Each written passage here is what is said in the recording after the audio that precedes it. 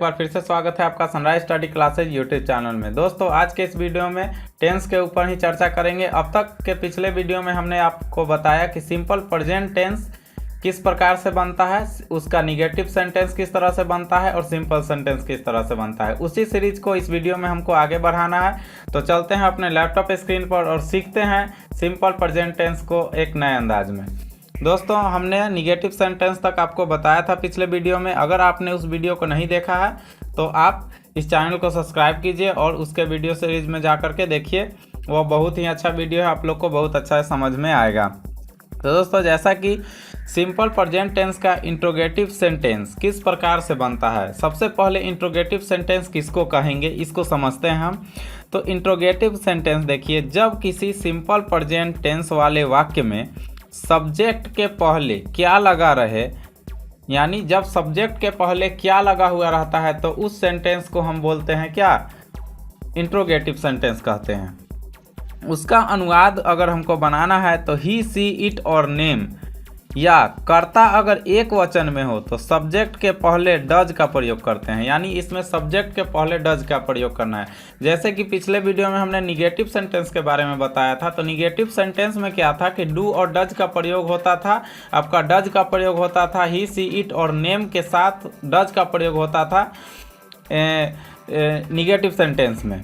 इसमें क्या है कि वही डू और डज को हमको सब्जेक्ट के पहले लगाना है, उसमें निगेटिव सेंटेंस में बाद में लगाना था और इसमें हमको डू डज का प्रयोग पहले कर देना है।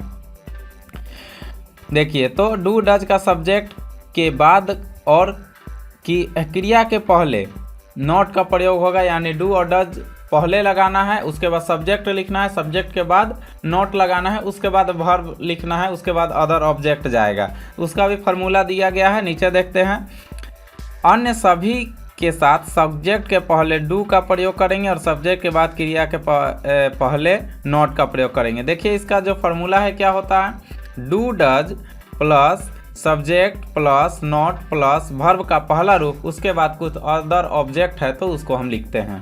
जैसे कि अगर एग्जाम्पल देखा जाए, सिंपल सा एग्जाम्पल, क्या मैं खाता हूँ, पहले क्या लग गया है, उसके बाद इसमें मैं है, यानी कि सब्जेक्ट हो गया मैं, वर्ब हो गया आपका खाना, और ये आपका क्या पहले लग गया, यानी कि ये इंट्रोगेटिव सेंटेंस बन गया। सबसे पहले सेंटेंस की पहचान होना जरूरी है कि यह टेंस का है कि नहीं। जैसे कि आपको सिंपल सा छोटा सा बता देते हैं कि अगर जैसे रहे क्या मैं खुश हूँ, तो खुश होना कोई क्रिया नहीं है तो वो अलग हो गया। लेकिन क्या मैं खाता हूँ, क्या मैं गाता हूँ, तो जहाँ भी क्रिया का बात होगा वहाँ पर आपका इंट्रोगेटिव सेंटेंस इस फार्मूला से बनेगा।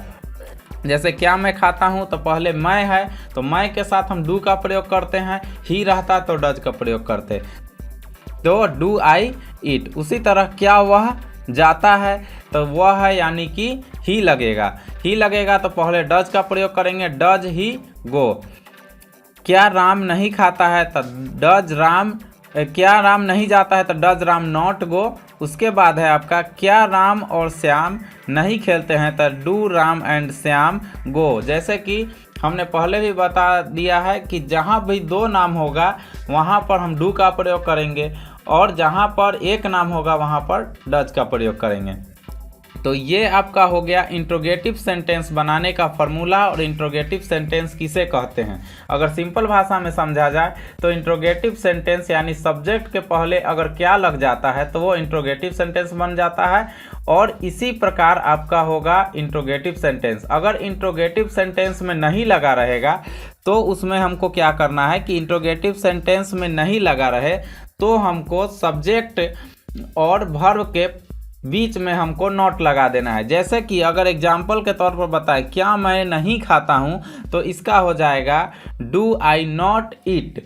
क्या वह नहीं जाता है तो डज ही नॉट गो, इसका ये हो जाएगा। अगर नॉट होगा तो आपको यहाँ पे बीच में लगाना है सब्जेक्ट और वर्ब के पहले, जैसा कि ऊपर में आपको दिया गया है। तो इस वीडियो को आप ध्यान से बार बार रिवाइव करके देख सकते हैं और इसको समझ सकते हैं कि किस तरह से बन सकता है। वैसे तो हमने समझाया तो शायद आप लोग को समझ में अच्छी तरह से आ रहा ही होगा। तो ये था आपका interrogative sentence simple present tense का। अब हम चलते हैं WH फैमिली। WH फैमिली यानी कि कुछ ऐसे सेंटेंस होते हैं जिसमें कि WH जैसे WHY, वाई मतलब क्यों होता है, H जैसे कि हाउ हो गया। जैसे कुछ सिंपल सेंटेंस होते हैं जैसे कि वह कैसे पटना जाता है, वह कब पटना से आता है। ये सब तरह का जो सेंटेंस है, मैं कहाँ रहता हूँ, राम कहाँ से आता है, इस तरह का जो सेंटेंस है इसको बोलते हैं WH फैमिली वाले सेंटेंस। तो इन सेंटेंस का भी किस तरह से हम बनाएंगे इसका ट्रांसलेशन सो भी देखते हैं आप। जब किसी सिंपल प्रेजेंट टेंस वाले वाक्य में सब्जेक्ट के बाद में, ये ध्यान दीजिएगा, सब्जेक्ट के बाद में और क्रिया के पहले ये सब चीज़ लिखा रहे, जैसे कि कब, कहाँ, कैसे, क्या, क्यों, कौन आदि अगर रहता है तो इसका अनुवाद सब्जेक्ट के पहले हमको लगाना है। उसका इंग्लिश ट्रांसलेशन जो होता है जैसे कि when, where, how, what, why, who, ये सब चीज़ जिसका जो ट्रांसलेशन होगा, जैसे क्यों है तो क्यों का इंग्लिश, क्या है तो क्या का इंग्लिश, कैसे है तो कैसे का इंग्लिश। और उसके बाद में हम प्रयोग करते हैं डू और डज का। एग्जाम्पल के मतलब एग्जाम्पल हमने पहले बता ही दिया है डू डज का प्रयोग कहाँ होगा। और सब्जेक्ट के बाद और क्रिया के पहले हमको नॉट का प्रयोग करना है। वैसे इसका फार्मूला देख लिया जाए तो when, where, how, what, why, who, जो भी चीज़ हो और उसके बाद हमको लगाना है डू और डज, उसके बाद में हमको सब्जेक्ट लगाना है, उसके बाद नॉट लगाना है और वर्ब का पहला रूप लगाना है। चलिए इसका एग्जाम्पल देखते हैं तब आपको अच्छी तरह समझ में आएगा।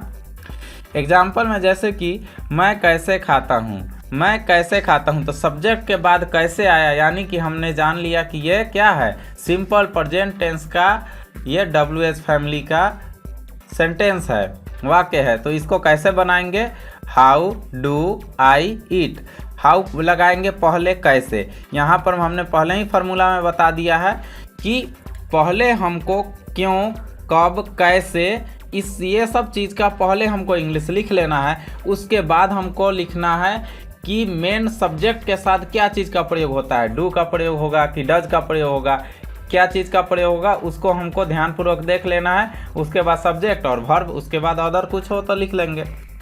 जैसे हाउ डू आई ईट, मैं कैसे खाता हूँ। उसी तरह वह क्यों खेलता है, क्यों है तो क्यों का इसमें क्या करेंगे, पहले क्यों का लगाएंगे वाई, और वह के साथ क्या चीज़ का प्रयोग होता है, यानी ही के साथ क्या चीज़ का प्रयोग होगा हमने पहले भी जान लिया है, डज का प्रयोग होगा।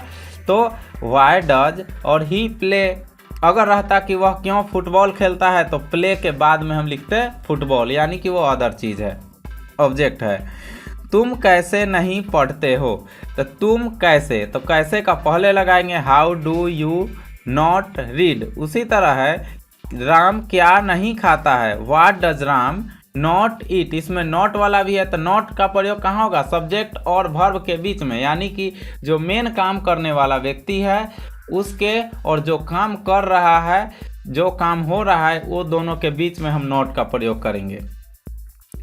राजा और सोनू कहाँ जाते हैं तो वेयर, कहाँ का पहले लगा देंगे वेयर, और जहाँ भी दो नाम आए, पहले भी मैंने बताया है जहाँ भी दो नाम आए तो वहाँ पर डू का प्रयोग करते हैं। तो why do Raja and Sonu, और उसके बाद गो लगा देंगे।